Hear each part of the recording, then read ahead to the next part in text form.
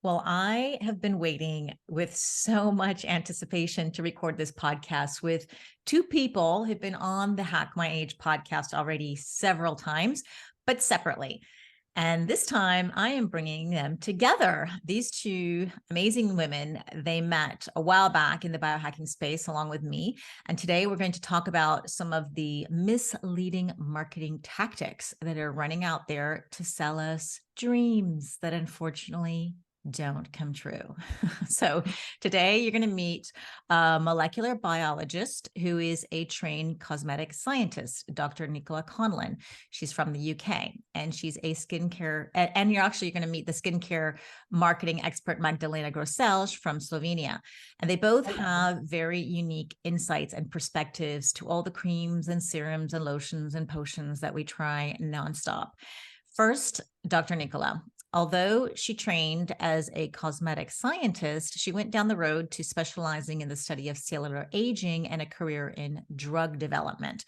She is my go-to person with all questions about NAD because this is what she's super passionate about, and even created her own company, Nuchido. And if you've been following me for more than a minute, you know I am a fan of Nuchido as my favorite way to keep my NAD levels in check so I have plenty of energy to do what I need to do.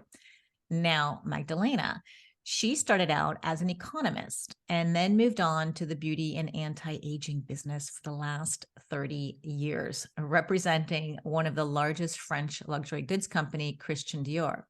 And after that, she continued to represent many other big name luxury brands, including Chanel, Yves Saint Laurent, Estee Lauder, Gucci, Kenzo, just to name a few. And then eventually, Magdalena created her own personal care company and brand in 3 countries with beauty salons and retail stores that are similar to the cosmetics company Sephora, if you know that. Magdalena has got both beauty, brains, and also expertise, which is just what we need today. And Magdalena has featured on the podcast last year, sharing her biohacker beauty tips that, to be honest, really surprised me. So you have got to go back and listen and learn. I love and value both Magdalena and Dr. Nichola for their transparency and their mission to educate and empower women to make the best decisions for their future selves. So now, without further ado, let's meet Dr. Nichola and Magdalena. Welcome. Hello. Hi, Zora. I'm so glad. I'm so grateful for you guys I know This a lot is a of great you. topic. I'm so happy that Dr. Conlon is here with us because we can really get the truth from the scientific point of view. I can just tell some of my experience, let me say, but I would also like to know more what's behind the scene, and she can help us to come to this truth. I'm sure that everybody would like to hear this. Yes, it's great. Magdalena and I have these conversations all the time about skincare and products and what's in them and do they work, and Dr. Nichola, you're here. Your expertise is really gonna help us to decipher some of the questions that we have. So I appreciate that. Now, we decided to come together for this podcast, really just, nobody's here to sell anything or tell people what to do.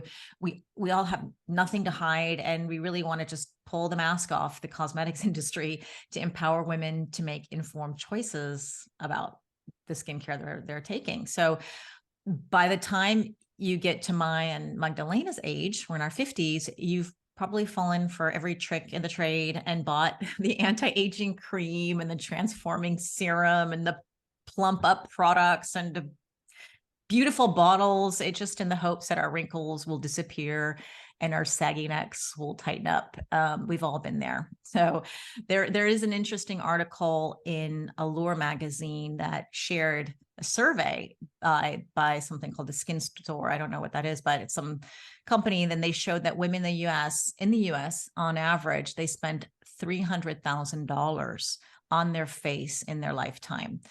And then at another survey by Statista, it's another statistics website, they found that the worldwide revenue of the cosmetic market in 2020 was estimated at $136.4 billion.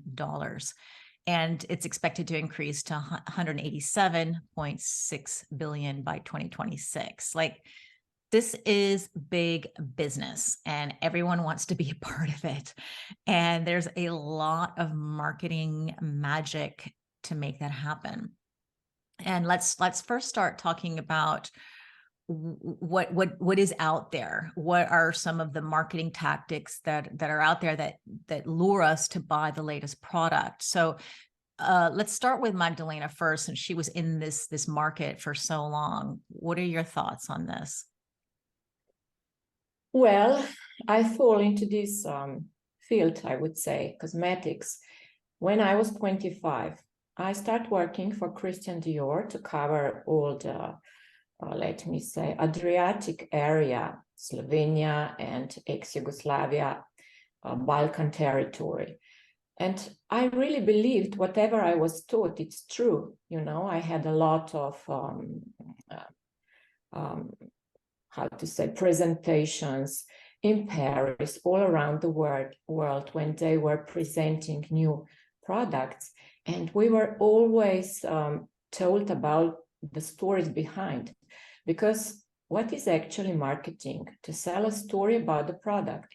And I know that everything can be sold if there is a nice story, you know, and you tell people what they would like to hear. And we were also brainwashed, also me.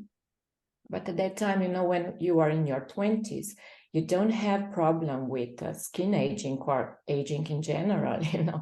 So you are young, your skin is beautiful, you don't see nearly no wrinkles and so on. So you believe what you are taught, and what you are told is the truth. And the stories behind are that with using a proper skincare collection, we can reduce all the wrinkles, saggy skin, and so on. Today, when I'm 57 and I'm going towards my 60s, I know that these are just stories, you know. We were selling dreams.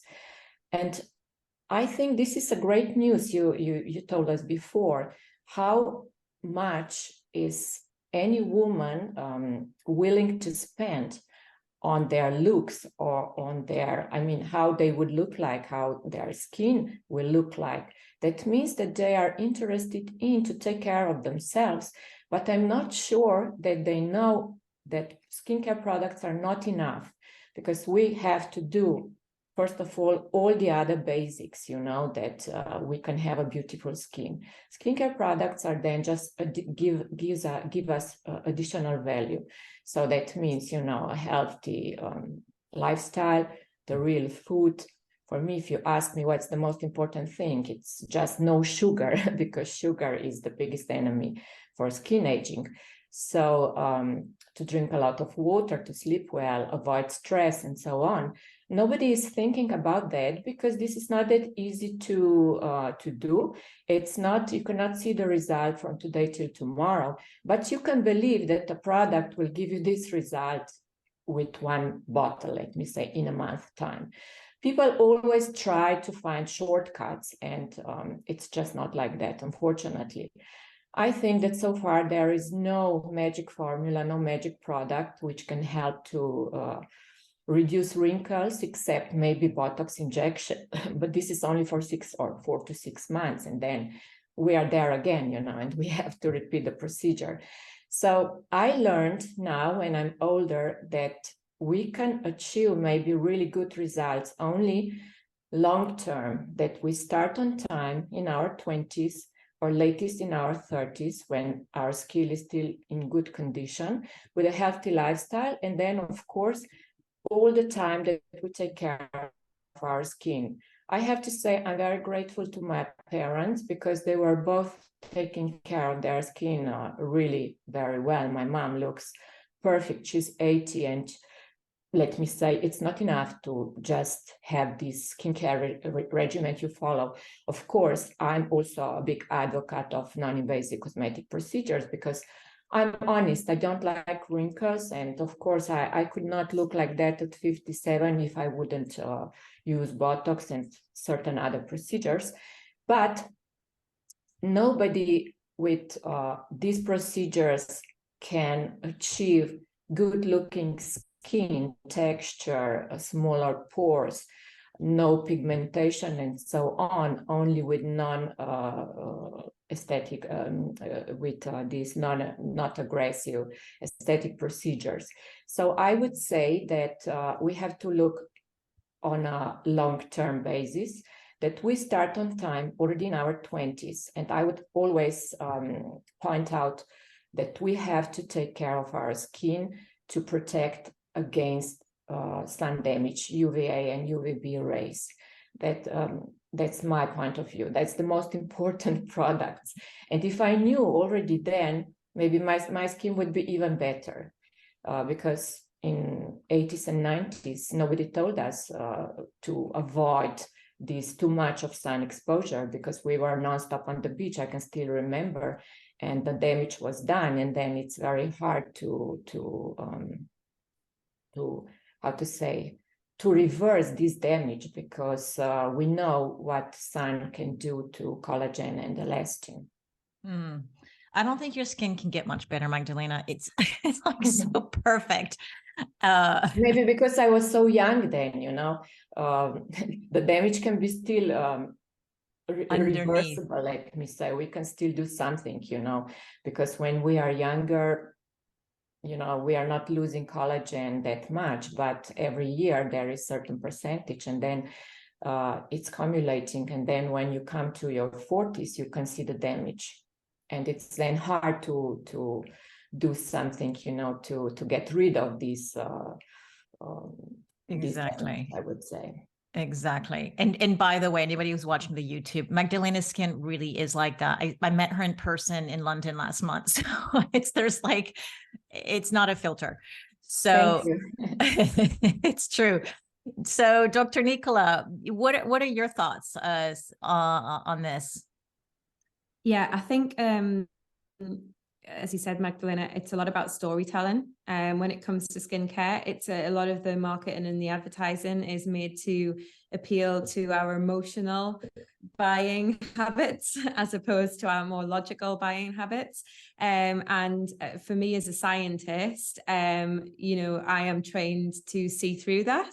But unfortunately, a lot of people, a lot of consumers aren't.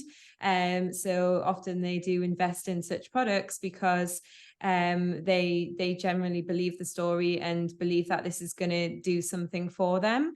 And I think it's a bit of a game of smoke and mirrors, actually, when it's very, very clever, because what companies tend to do is they make claims about a product. Now, legally, a company has to be able to substantiate those claims. Okay, so that's called claim substantiation. So you can't just say something, you have to have the evidence to back it up. So if you look very closely at the wording that companies use, they'll make it sound like they're claiming something, but if you look at the words, they're actually not. And a very classic one is when you come to the, you know, the typical anti-aging claims, where you have products that'll say, this product may reverse the appearance of wrinkles. So to a consumer, that they think they're going to buy a product that is going to get rid of their wrinkles, but it doesn't say that. They're not making that claim at all. And because of the way they've worded that claim, they are making the person believe that this product will get rid of their wrinkles, but they've never said that. And because they haven't said it, they don't have to have any evidence to prove it.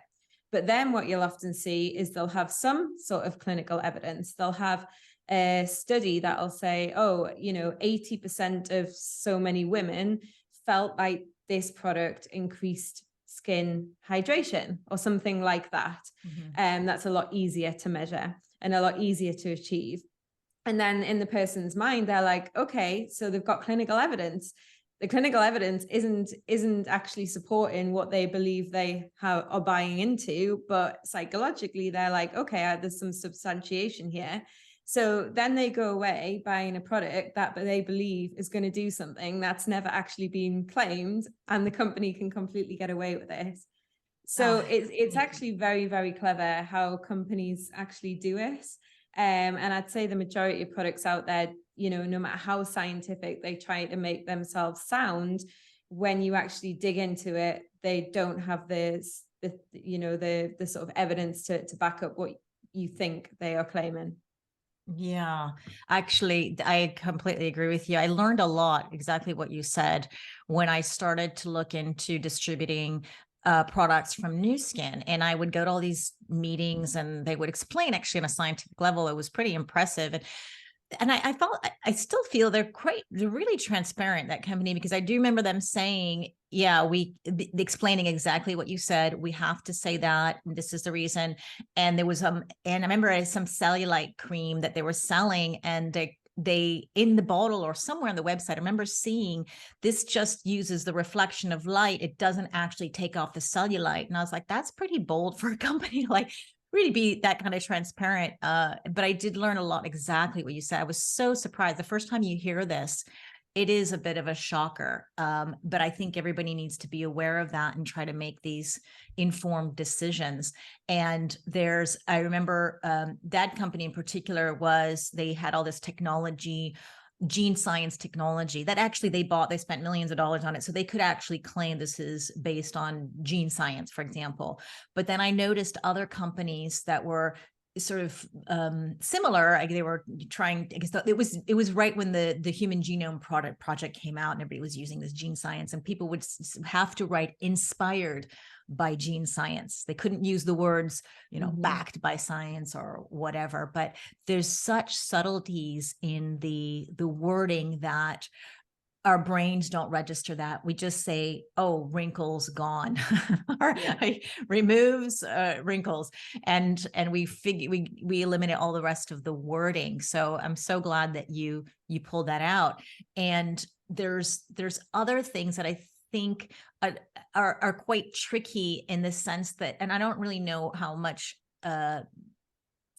is behind this. Maybe when words are, the bottles, like a brand name uses prefixes and suffixes like RX, thinking, oh, this must be a medical grade product, or dermalogica, it must come from a dermatologist, or SkinCeuticals, like, ooh, pharmaceuticals, Skin Medica, oh, it's, so you get all these words with science and clinic and anything, a doctor, ...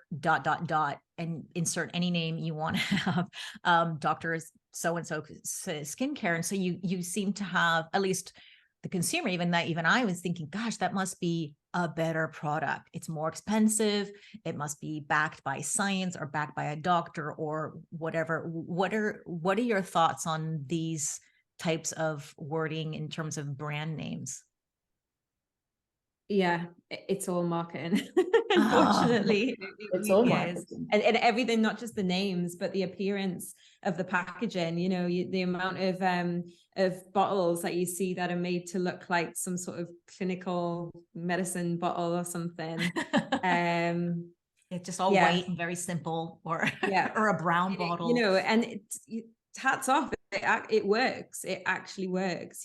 Companies make a fortune out of it, but I think consumers are becoming a lot more savvy now, and they're realizing that all of them, there is a lot of marketing, there is a lot of things that are said that maybe aren't quite true. And I think the public perception of skincare is actually changing a lot, and people are really questioning what they're buying now. I would like to add something, because it's very important. Who is actually supervising these clinical trials? This is something I don't understand well, because when I was attending the conference in Berlin 1 month ago, there was a scientist. She had a speech about how they are selling their service. They're actually doing clinical trials for other companies, and they are doing it on a skincare field. And she was explaining that when they do these studies, then the companies have a covered back, that the product is okay. And then after her speech, I asked her, but you're actually selling a service, and I'm sure that no company who is paying for your service would like to hear something what they don't want to hear, that the product is not that good, as they would like to put on the clinical studies for the public, you know. And then she said, yes, you are right. We have to know how to surf in between. I said, but so this is not 100% what they then publish. Well, you know, it's really very hard. We are not in the best position. So I got the feeling, you know, even these studies are done and the company is publishing it because she mentioned also very important names of companies, which are top brands. I will not name it now, but I was shocked. You know, I was also once in the past representing one of these companies. And she said, yes, we have to be very careful. And then at the end, we together defined it, how this will be published. And then I was thinking, who is supervising these clinical trials at all? And I would be very glad if Dr. Conlon can help with this answer, because I don't really understand what's behind the scenes, you know. Yeah, so I think it's for clinical trials, you know, in skincare, but also drug development, anything like that, they should, you know, be done by an independent third party. And quite often this will be a clinical research organization, a CRO, who will specialize in doing such trials for companies. I think if you get, you know, really good reputable clinical research organizations, there should never be that bias in there, because well, first of all, the trial should be double blinded. So the clinical research organization should not know which is the real thing and which is not the real thing.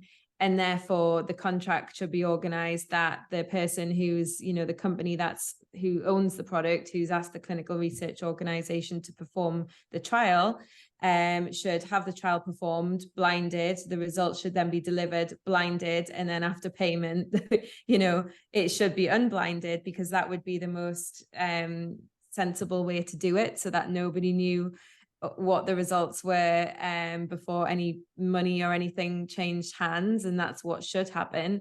You know, whether that happens in practice with some companies, I bet it doesn't.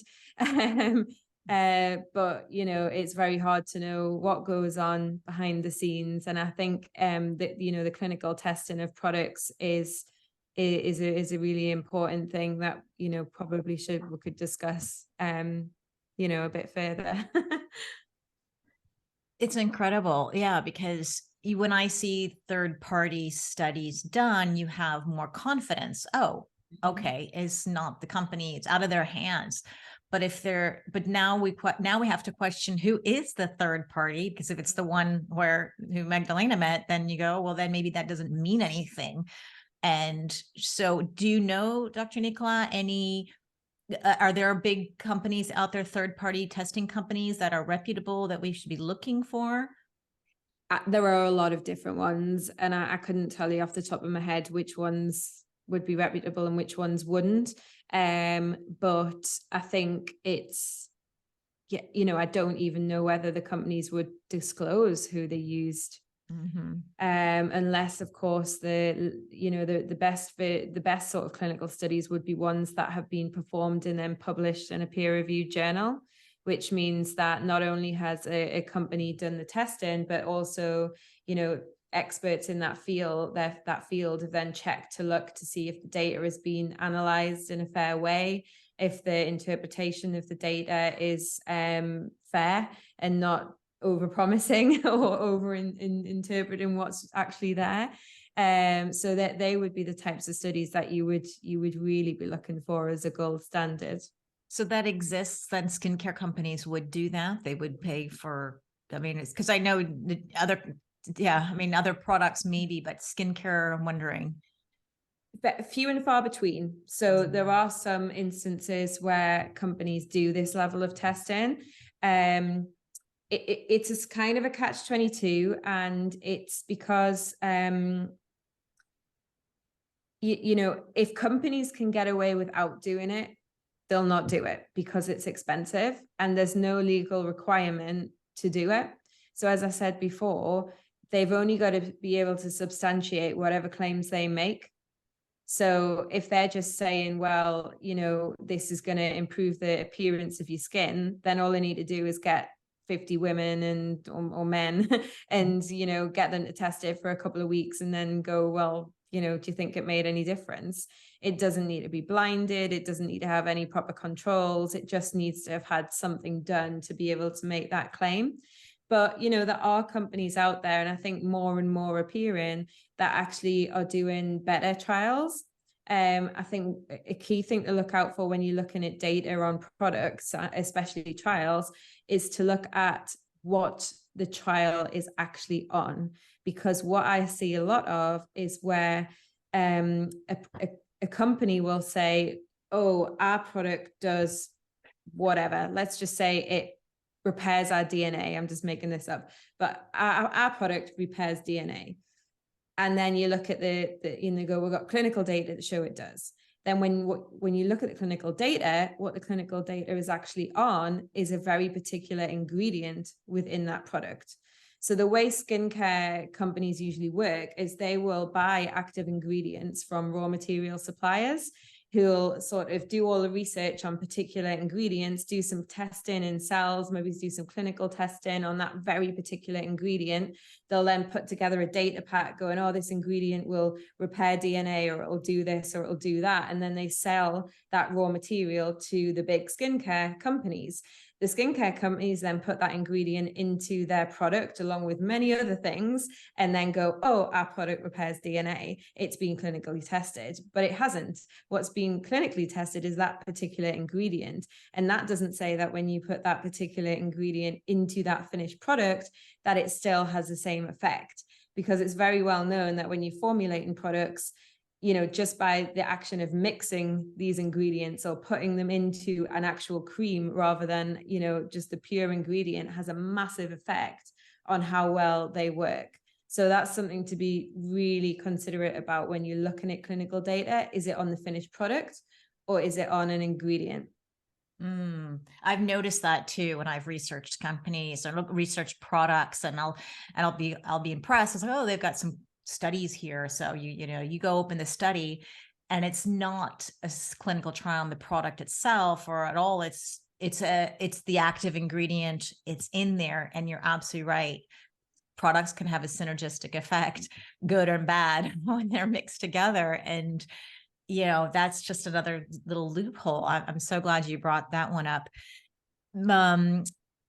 So what about then, Dr. Nichola, your training as a cosmetic scientist, you did that in the UK, I assume, or was it somewhere else? Yeah.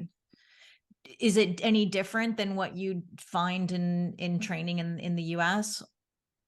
No, so the sort of role of a cosmetic scientist is basically how you formulate products. So it's how do you put together all the active ingredients and then all the supportive ingredients to actually form the finished product. Because I think what a lot of people don't realize is there's an awful lot of science that actually goes into formulation. It's quite heavy chemistry actually, to get things to combine and to dissolve and to, you know, work well together. So when someone says, you know, they're a cosmetic formulator or a cosmetic scientist, that's what it's all about. It's about how you take the science and take the active ingredients and turn it into that finished product that, you know, is in a pot of cream in a store. Okay, so yeah, the question was, because I know in different regions of the world, they have different standardizations and things that you can, you know, that allow the FDA allows certain things and other things not, whereas maybe in Europe it's okay. So I'm wondering then, I guess you'd have to adapt to where, if you decide to get a job in the US, then you're going to learn the rules and regulations there, and then you just continue on as with your work. So what about then, what can you tell us about skincare formulations, the ingredients that are actually going into there? Is there anything we need to be aware of what's I guess on the label and then what's inside the bottle? Yeah, definitely. So, I mean, there's so much you could talk about here. So maybe I'll just whiz through a couple of the top things that I always tell people to sort of look out for. I think probably the first couple of things to mention aren't about the product, but it's more again about the claims that companies are making. A top one, something's dermatologically tested. You know, that sounds really good. Yeah.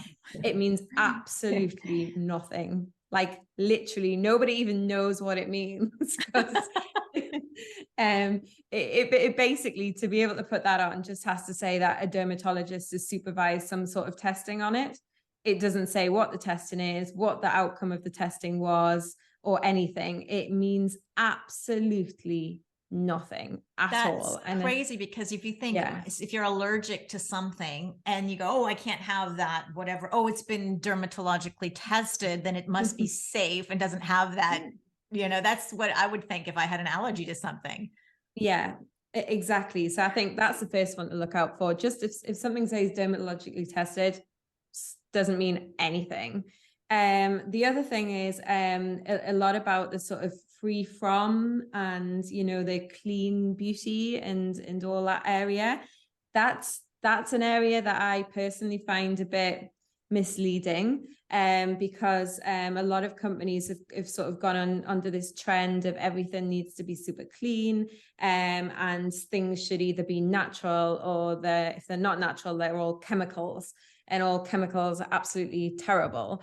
So companies like sometimes jump on this, and they'll try and say free from this and free from that, and clean, and you know, and they try to sound more natural. But actually, it's funny because there was a big I think it was about 10 years ago, the Royal Society of Chemistry actually put out £1 million reward for the first company that could actually make a completely clean, chemical-free skincare product. And obviously nobody's claimed that reward, because it's absolutely impossible to make anything that doesn't have a chemical in it, because even natural things are chemicals. We've all got chemical formulas, you know, in it. It's been this sort of push. And unfortunately, what it's meant is that a lot of chemical ingredients that are actually entirely safe have been given this terrible name. And, you know, so like parabens, so people like, I'll put free from parabens, and I don't even think half the people know what they are or what they do, or if they are unsafe or if they're not. But people go, well, it must be good because like it sounds better and it sounds cleaner, and they don't really know what they're buying into. It's more like a trend. So I think again, understanding those sort of things when you're looking at formulations is really important.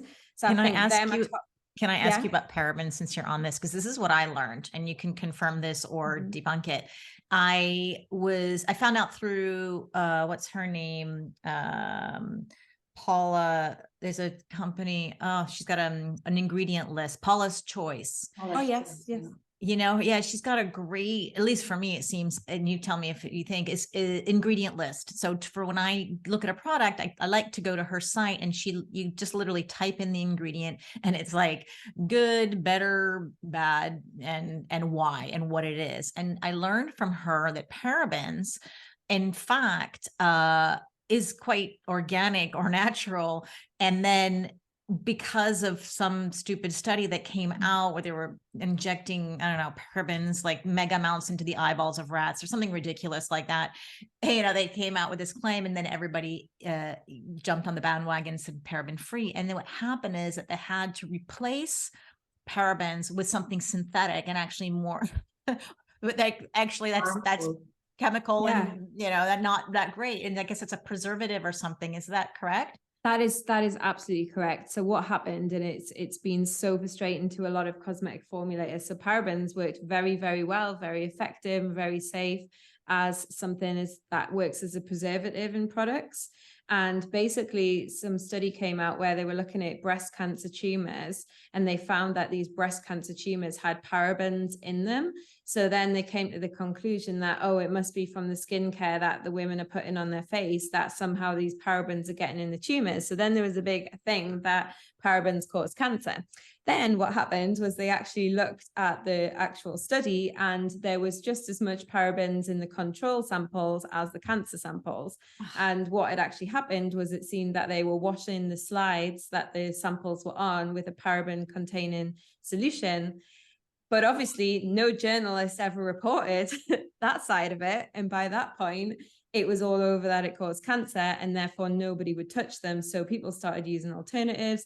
The alternatives weren't very good. You got a lot of, failures in microbial testing in products because the alternatives weren't as good, and everything, then companies just started putting paraben free because it was the thing to do. So, yeah.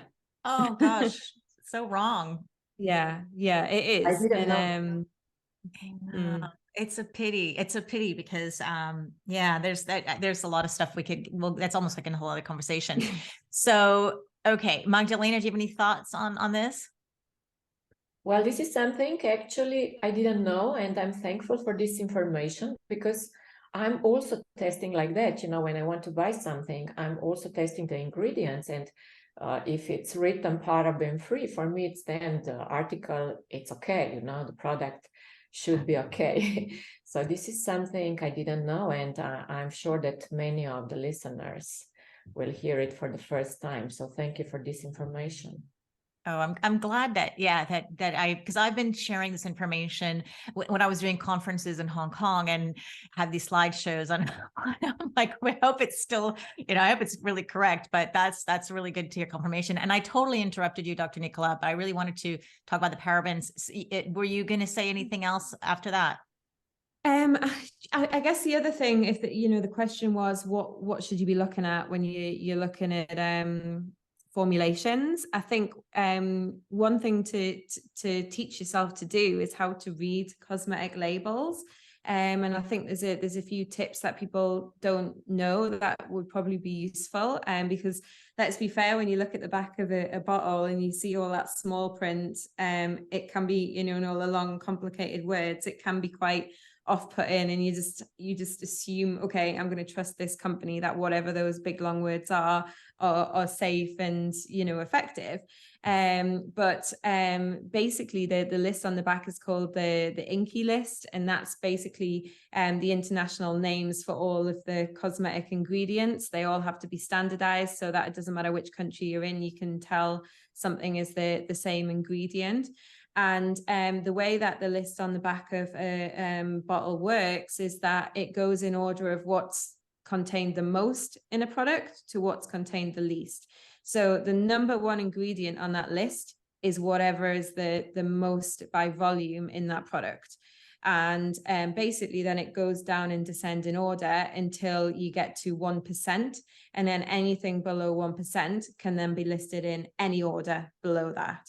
So by looking at a list, knowing this, you can start to just piece together a few important bits of information. The first is that the things that are at the top is what the product contains the most of. So if you're looking in there and it's saying things like, I don't know, alcohol and things that you probably don't want to be lathering on your face in any great amount, then that should be an alarm bell. Equally, if you have been sold this product because you think it's got some miracle ingredient in, and then you look for the name of the miracle ingredient and it's at the very, very bottom, that probably means it doesn't have very much of it in at all. And people say, well, how do I know when it gets to 1% and, there's not much left? Well, you can do this by looking out for basically an ingredient called phenioxyethanol. And that is a common preservative, and it's not allowed to be put in at above 1%. So a lot of products have it in. So if you can find that one on the list, anything below that is available in not very big amounts. Oh, okay. We'll have to write the name, yeah, how to write that in the show notes. It's how did you say it? Phenoxyethanol. Okay. Yeah. That's so great to hear. Yeah. I liked, I mean, I don't know if there's any other brands out there, because I know that Paula's Choice, when she lists the ingredients, very often in parentheses, she'll say a preservative, or this is a XY, like, what does that mean? And it's almost like a translation for you next to the word. Are there any other brands that do that? I think there are some, but not that many. And you tend to see it listed on the website rather than on the actual product bottle, because generally there's not that much space to put that on. But I think, you know, there's a lot of good websites out there, like the Paula's Choice website. There's like an Inky website as well, where you can put the names of ingredients in and you can learn what they're for. And I think if you just, you know, spend a little bit of time looking through your products that you've got now and doing this little bit of research, you soon start to see the same sort of ingredients or the same categories of ingredients, and you start to learn what they're for. So, you know, you start to see things that have very similar endings to a word, like own or cone or Ioxone, like they're like silicones. They've all got a slightly different name, but they've got the same ending to the name. And then you can start spotting, okay, I don't know what sort of silicone that is, but I can tell by the end of the name, it's a silicone. And that's, you know, something that's for smoothness and moisture. So you can start to learn. And I think the other thing is like just learning some of the really key ingredients to look out for is something that's always very useful. So Magdalena, are there any key ingredients that you look out for when you're choosing skincare? I would say that I always, now, maybe last few years, actually, I was very grateful to Dr. Conlon, because when I met her for the first time, she told me about the brand Ordinary, Canadian brand. I haven't heard before, I have to be honest, because I would also say that this brand is not really for a long time on the market, maybe last 10 years or something. And before the Instagram and all these social applications, platforms became really popular, people didn't know much about brands which were on the other continent, you know, and this is a Canadian brand, and I have really not heard about the brand. So I learned that if there is a bigger concentration, the biggest percentage of certain ingredient is much better, because the result will be maybe more effective. And since Dr. Conlon told me about the brand, actually she mentioned arginine peptide, which shows like the similar effect, the 30%, if I remember, Dr. Conlon, you said, comparing to Botox injection. And there is written arginine peptide 10%. And Ordinary have a lot of products where you can see the percentage of the most ingredient in the product. And I think there are certain ingredients very important for the skin. I would say I love peptides. Then if you see there is a certain percentage of certain peptide inside, or hyaluronic acid, or maybe some acids, you know, if you have skin prone to some acne or pimples.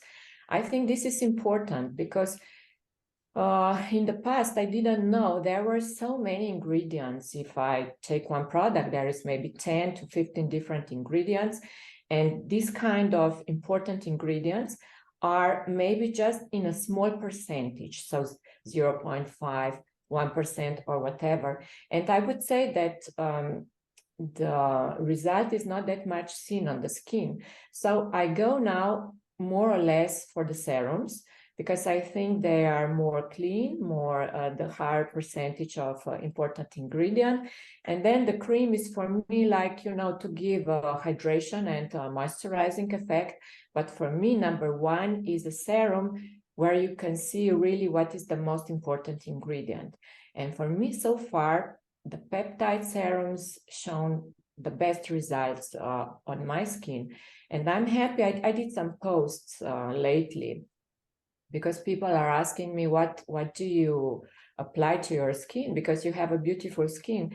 And I said my number one product is actually all 3 different peptide serums from Ordinary. Why I'm mentioning Ordinary? It could be any other company with peptide serums, but I find it that it's very great product, or all products, for a really reasonable price, because there is also a story why these prices at Ordinaries are so low, let me say, comparing to other brands. today it doesn't mean if the price is good, I mean good for the customers, it's not that expensive. It doesn't mean that the product is not good.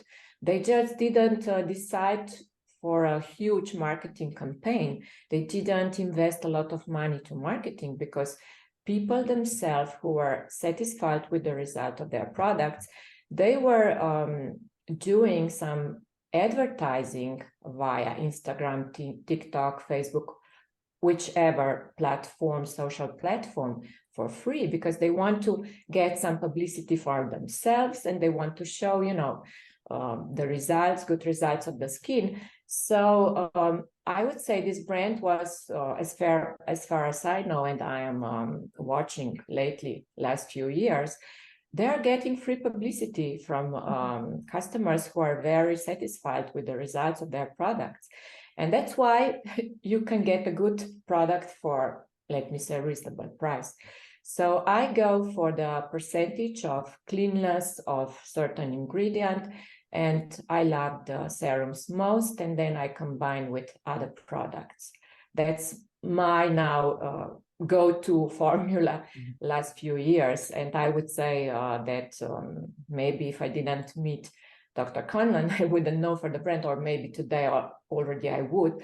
But for me, it was important that a doctor, especially who is specialized also on skincare, is recommending something, because I follow many doctors, and today I try to follow people who don't do a marketing to get something, or they are paid for it.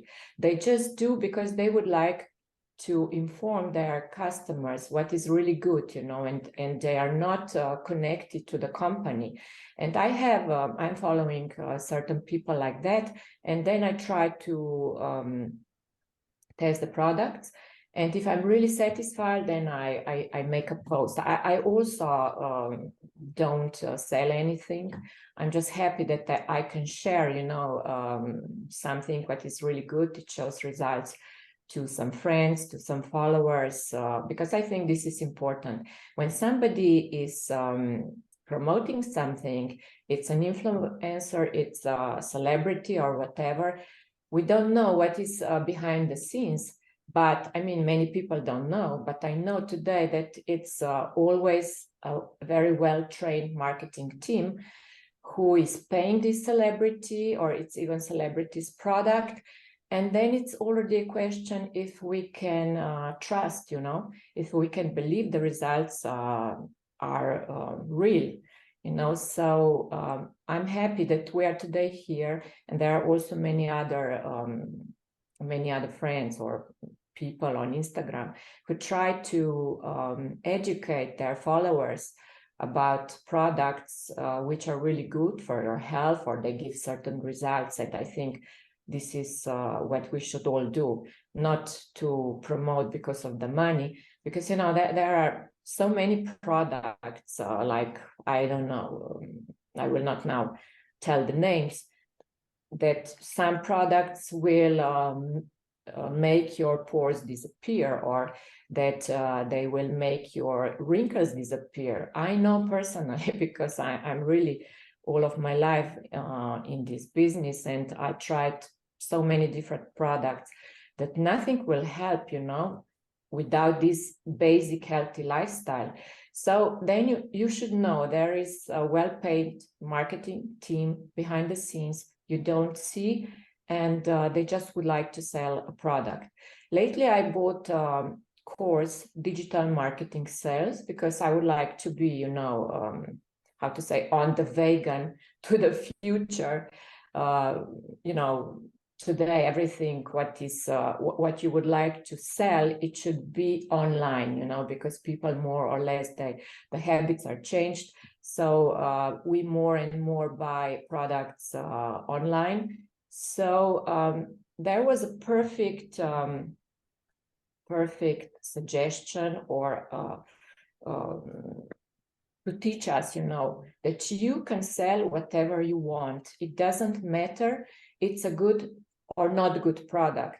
If you find the right words, the right sentence, how to promote certain things, everything can be sold. Because the most important thing is that you tell to the customer who maybe doesn't know much about, in general, about the product or whatever, you have to tell him or her that something that they find themselves in this sentence, that they see they really actually need this product.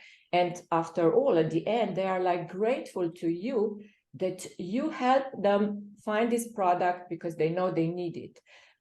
You don't do it like you push them to buy. This is the past. Today, their tactics are completely different.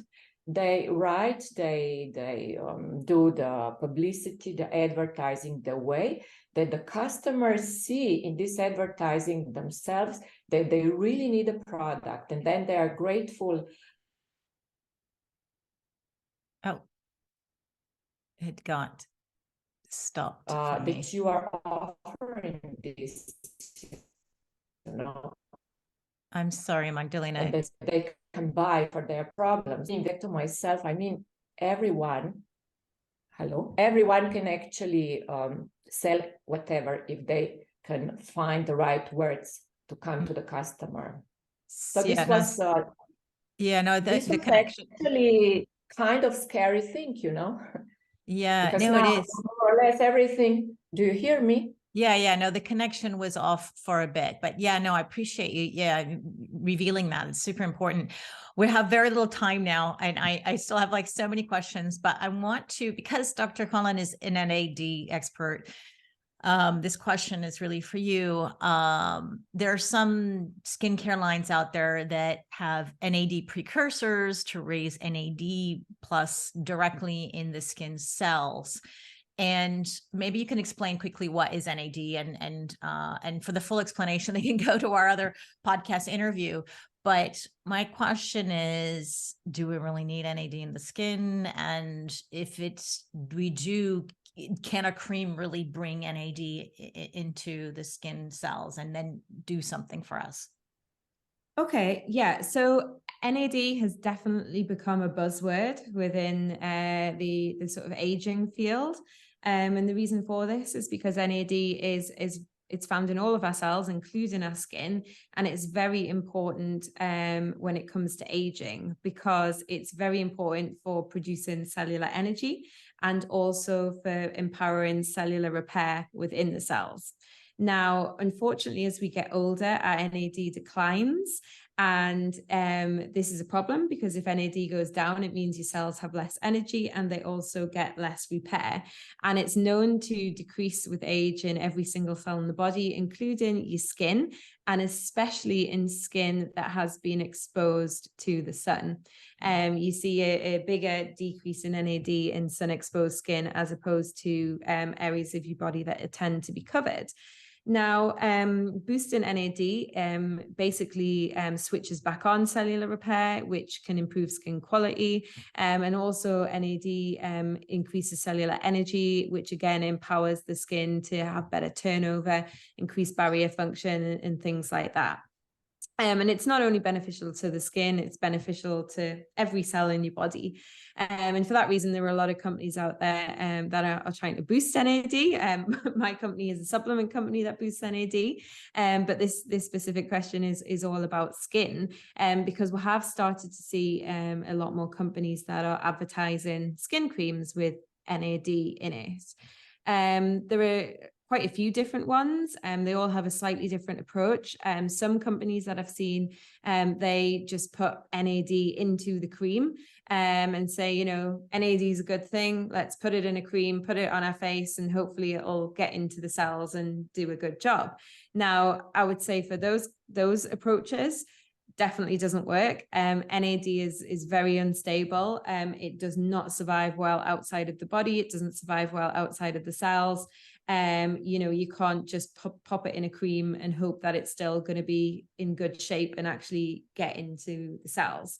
The other thing is NAD is a very big molecule, which means that even if it was still intact, it really would struggle to get through into the deeper layers of the skin that it needs to be. So other companies have took a different approach, and what they do is they use what we call NAD precursors, which is like taking the building blocks that are needed to actually make the NAD, because inside the cells, the cell can then stick those building blocks back together to produce the whole larger NAD molecule.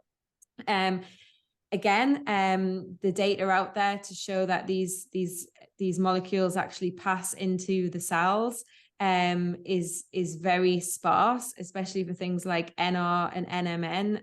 I personally haven't seen a lot of data to show that these precursors get into the skin. The only precursor that has got really good data behind it that does get into the skin is something called nicotinamide. And this is a very common skincare ingredient. So for some of the more recent companies that have popped up promoting NAD boosting in skincare, they say that they're taking the NAD, they're chopping it up into maybe NR or NMN and other precursors. I think if they are having any effect, it's probably because those solutions are containing nicotinamide. And any benefit is probably because of the nicotinamide rather than a more fancy precursor. And also, if you look at a lot of the data from the companies, you see that the studies they rely on are studies that are using nicotinamide to boost NAD in skin cells, as opposed to actually doing studies on their own product to show that it's actually boosting the NAD in the cells, which is what I was kind of getting at earlier. You've got to be very careful when companies are claiming that they've got clinical data. Is it on the actual finished product, or is it on something else? So I think that's my sort of really quick take on those companies that are promoting NAD skincare. Really, and I think this is probably so where would say go back and listen to a podcast that we've done all about NAD, because we don't have time for it today. But the best way to boost NAD, whether that's actually not to use precursors, it's actually to switch back on your cell's own ability to actually make NAD, because you can put as many precursors as you want into the cells. You can use nicotinamide, you can use NR, you can use NMN, but actually the real reason why your NAD declines is because the enzyme that actually sticks those building blocks together to form the bigger NAD molecule declines as you get older. Therefore, you can put as many precursors into the body as you want, but if you don't fix the root problem, which is the decline in that enzyme, then you're never going to have any real impact. So the best approach is to try and switch on your cell's own youthful production of NAD, and that applies to the skin and to everywhere in the body. So then that makes, is there going to be the same outcome with this approach, which I totally understand? I totally agree. This is why I love Nuchido, because it sounds like it's getting to the root cause of a problem and fixing your NAD factory so that we start producing our own NAD. I get that for the body because we discussed it so much. Is the same thing, or could the same thing happen with, say, nicotinamide that we see in products that don't even claim to have NAD, but that's just, they may say with nicotinamide, or maybe in the ingredient you see it. Is that what's happening? Are they just putting in a precursor and not really fixing the root cause of the problem? Or with the skin, I'm talking about a skin cream, because I don't know if I get it with the body, but does the same thing happen with something topical you put on your face? It's exactly the same for every single cell in the body. It's known that the reason that NAD declines is because the NAD producing factory declines, as you nicely put it. And it doesn't matter whether it's a skin cell, whether it's a brain cell, or or whatever cell in the body, a muscle cell. The reason it declines is the same. So the way you want to boost it is exactly the same. And we know that nicotinamide, or niacinamide, it's sometimes more commonly referred to in skin creams. We know that is an ingredient that works really well in the skin. And its mechanism of action is because it's boosting NAD. Although a lot of companies, didn't really realize this or didn't really talk about it until recently. Now, it could be done a lot more efficiently if you were putting that precursor in, but also giving the cell the capacity to use and recycle it. So I think the best approaches and the types of approaches that are now becoming more available are ones that will, take advantage of the science that we now understand and start combining things like nicotinamide with activators of the enzymes that actually could use the nicotinamide to actually power this repair within the cells. So I'm wondering then, I take Nuchido and I love it. And I am wondering then, just by taking that, is my skin benefiting from it?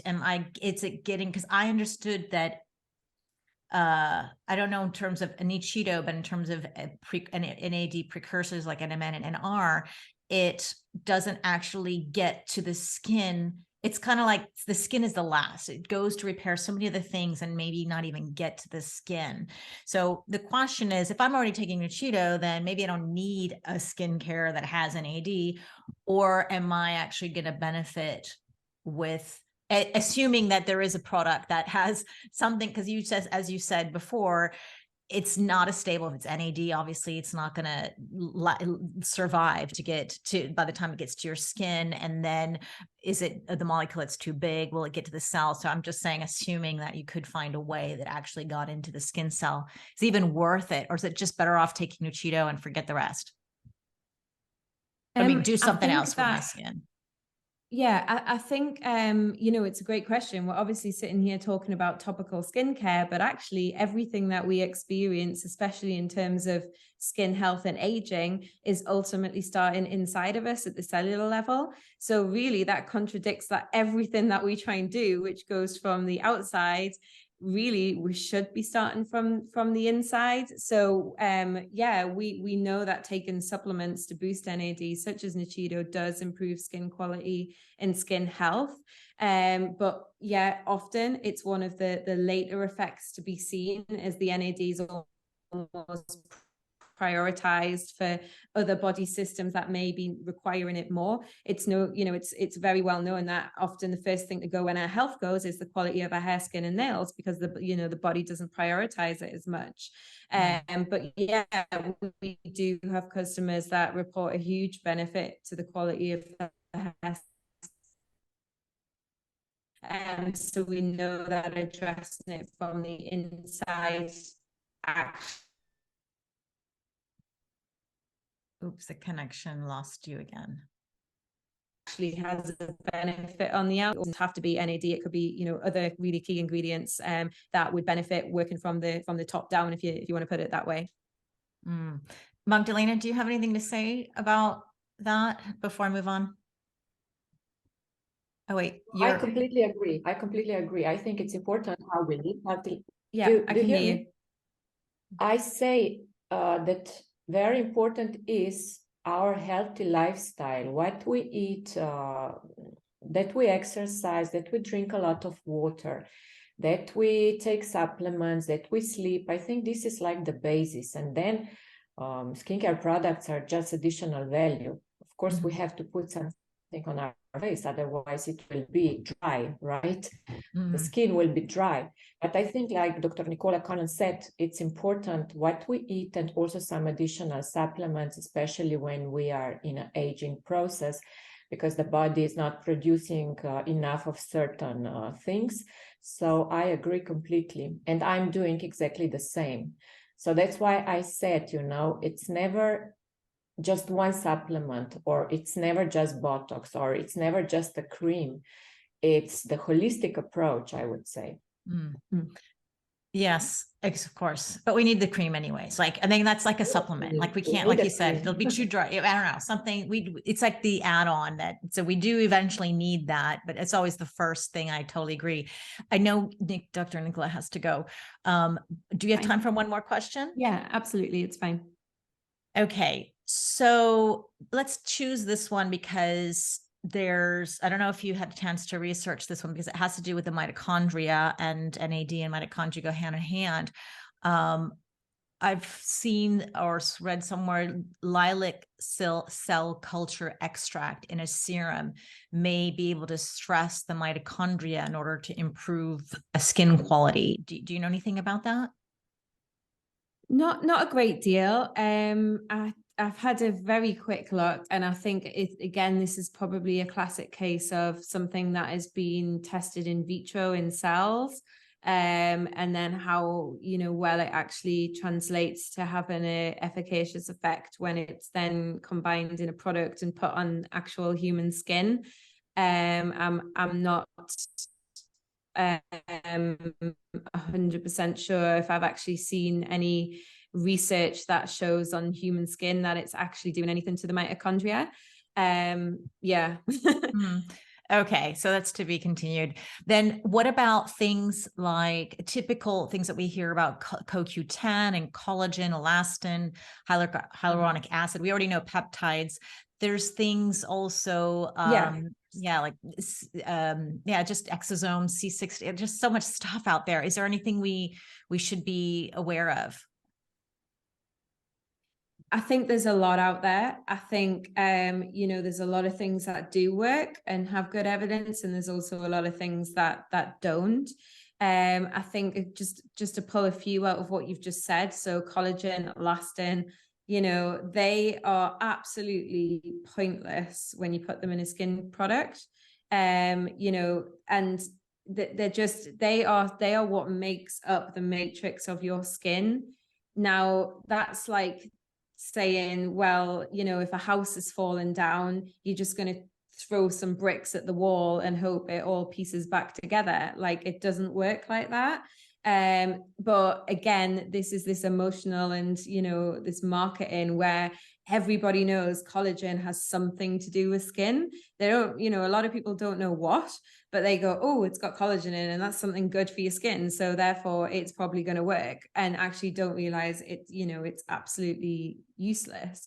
Elastin's the same thing. It's absolutely useless. What you need to be doing is looking for ingredients that are actually, again, addressing the root cause, which is things that are going to stop the collagen and elastin being degraded in your skin, and are going to promote your body to actually make its own collagen and elastin, rather than just trying to chuck more at it. And the analogy is the same for the NAD. It's like your skin's really good at making its own NAD. It just needs switched back on. It's pointless just trying to chuck it on the face. It doesn't work like that. So I think if I was looking, maybe the top things that I would look for or that I use, I think The Ordinary, that's a brand I absolutely love. Magdalena's already spoke about them. I love them because every single product is a specific active ingredient. Therefore, you can really do some own little experiments on your skin and work out what works for you, because I am testing this one specific peptide or this one specific ingredient, and does it agree with your skin or does it not? Do you see benefits? Do you not? If you don't, try a different thing. But maybe the things that I would absolutely recommend for everyone, that I absolutely use, are two things. The first is something called tretinoin, and the second is something called matrixyl. And I, as a scientist, believe that they are probably the two things that absolutely have the most evidence out there and actually really can make a difference to pretty much everyone's skin. So tretinoin is a retinoid. That's probably the word that people are more familiar with, or a retinol, but it is the most strongest form of the retinol family. It is actually only available on prescription. Therefore, you usually have to get it recommended by a skincare professional, and for good reason, because it's very strong. And if you don't use it correctly, your face will flake off. And you will not have a very pleasant experience. So if it's something that you want to try, you really do have to start very low in terms of concentration and build up a tolerance to it. But retinol basically works by regulating the activity of your skin cells. And in young skin, that may overproduce and overshed its cells and produce too much oil. It actually slows down cell turnover and prevents your acne and your pores building up with dead cells. And then in older skin that has a slowing of cell turnover, it actually does the opposite and promotes cell turnover, and it promotes new collagen growth. So it's kind of one of those things that's suitable for a lot of different types of skins and skin problems. So 100%, I always say tretinoin is something I would recommend people to try. Matrixyl, that's a peptide. Well, it's actually two peptides. Matrixyl is the brand name or the trademark name. And basically it's a, oh gosh, what does it stand for again? Matrixyl is palmityl tetrapeptide 1 and 7. So there's two. And the first one, so the number 1 peptide, what that is that's a fragment of collagen. And it tricks your body into thinking that you've had some collagen broken down in the skin, and therefore it thinks, oh my goodness, this collagen breakdown, I better make my own collagen. The other peptide, the number 7 peptide that's contained within it, that actually reduces inflammation. It acts to reduce something called IL-6, which is a cytokine. So you've got within this one complex, this one peptide complex, something that's boosting collagen and also dampening down inflammation.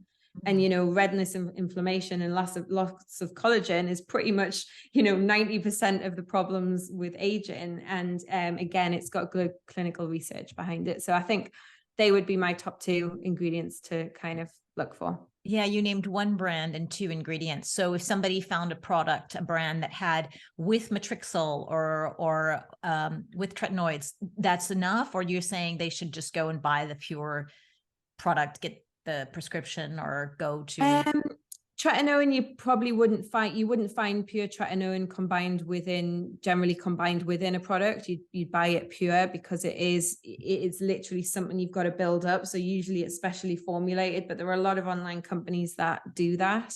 And matrixyl is the peptide that is in doing the legwork in pretty much every fancy skin cream that you name. So there was a big one in the UK, which was Boots number 7, Protect and Perfect, which like sold out, like, and it always sells out. Matrixyl 3000 is what is doing all of the work. And again, you look in a lot of products, they advertise all these other fancy ingredients, but they still put that in there because they know it's actually going to have a measurable effect in the trials. So you can buy that again, very cheap from The Ordinary. So helpful to know this, because in the end, we want to figure out who's doing the heavy lifting, right? And that's where we want to put our money. And if you can get it for inexpensive, that's wonderful. Before I let you go, I know there was one listener question that asked Magdalena what her 3 favorite products are and why.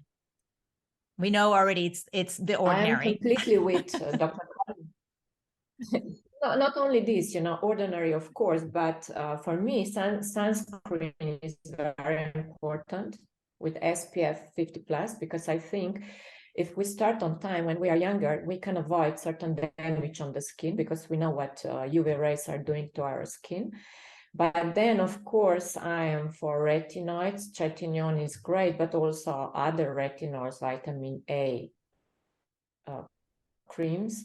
My favorite is A313 because I'm using it for a certain period of time. I also got the prescription from my dermatologist for tretinoin, but I have to say the tretinoin was just maybe too aggressive for my skin. But maybe if I knew it then that I could do this sandwich application, would be maybe much easier for me to apply, because my skin was very irritated and I didn't like it. And then the third thing would be for sure peptides. Like Dr. Conlon said, I'm using matrixyl every day. It's a perfect peptide, combining with copper peptides and argireline. My friend, Dr. Burgic, said that she noticed that her patients, she's doing Botox injections, that she noticed that when a customer gets this Botox injection and she's additionally applying argireline peptide, that the Botox effect lasts much longer, and that's really interesting to hear.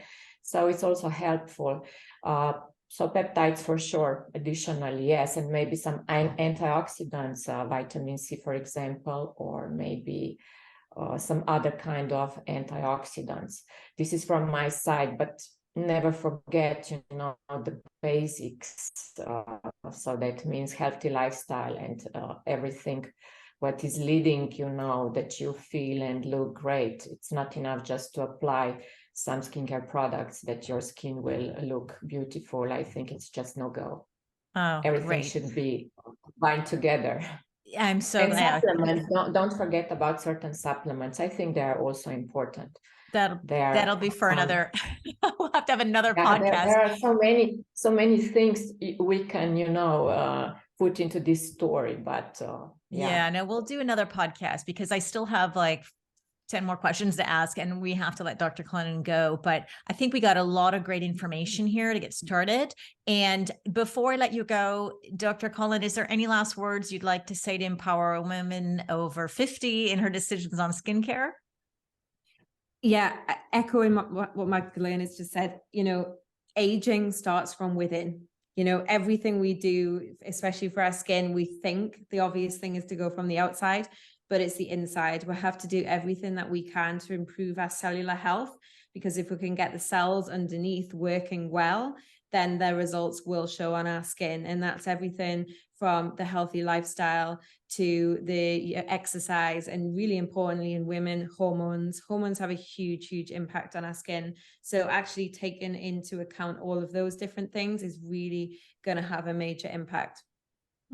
Thank you so much. And on top of all the marketing myths, I hope everybody learned something. If they want to learn more, ask you questions, they can reach out to Dr. Nichola on Instagram, Dr. Nichola Conlon, also on Facebook and LinkedIn. I'll have all the links in the show notes. And Magdalena, so easy to find her at Magdalena Secrets on Instagram. And if anybody, I know we talked a lot about Nuchido here, and I'm just going to throw this out here. I know, Dr. Conlon, you don't, we didn't even talk about this, but I just want to share it with anyone anyways. If they want to try that, please go to Nuchido.com. You'll find out a lot about NAD just in general. I love your newsletter. I think your Instagram is super informative on how NAD works. And if you want to try it, you can get it for Zora 10 off, for 10% off. And Magdalena, any last words before we let you go? I would say be aware that healthy lifestyle and good looks starts already in your 20s. Don't expect that you will say when you are 50 or 60, now I want to do something, because I have many followers writing me, I would like to have a skin like yours. It can't be done just, overnight. It's impossible, but you still have time. If you start on time in your 20s or 30s to take care of yourself and live a healthy lifestyle. And I forgot to mention before, yes, bioidentical hormones, I think they're very important for good looking skin, but not only this, for your body in general to work as it should be working. Also after 50s, you can be in a top form if you start with maybe bioidentical hormones on time. I started when I was 47. I wasn't menopausal yet, but I think it's maybe also the result of everything, to be on this bioidentical hormone replacement therapy. Of course, you cannot do that just like that. You have to find a doctor who is prescribing these bioidenticals and help you to go on, with some information and support. So this is also important. Yeah, I've forgotten to mention before. Bioidenticals we're on marketing myths. Changing the life. Yeah, no, we're on the marketing myths. I completely forgot. Any questions, Simona? Would you like to unmute and ask a question or make a comment before I let them go? No, thank you. I do not have a question. I'm very happy to participate in this podcast. A lot of information, a lot of also news for me, which I didn't know before. So thank you very much to be part of this podcast. Thank you. Oh, well, wonderful. Thank you so much, Simona. And Anna, I don't know if you can unmute or not, if you'd like to share anything or ask a question before we go. Maybe not. Okay. Or are you looking for the microphone? All right, completely. Yeah, we ran out of time. If you have any more questions, please, Anna, you can also write to us and share, or if you have any comments. Thank you so much, Dr. Conlon. Thank you, Magdalena, for being here, and everyone else who's been listening. And we'll see you next time. Thank you to organizing this. Thank you very much, Laura.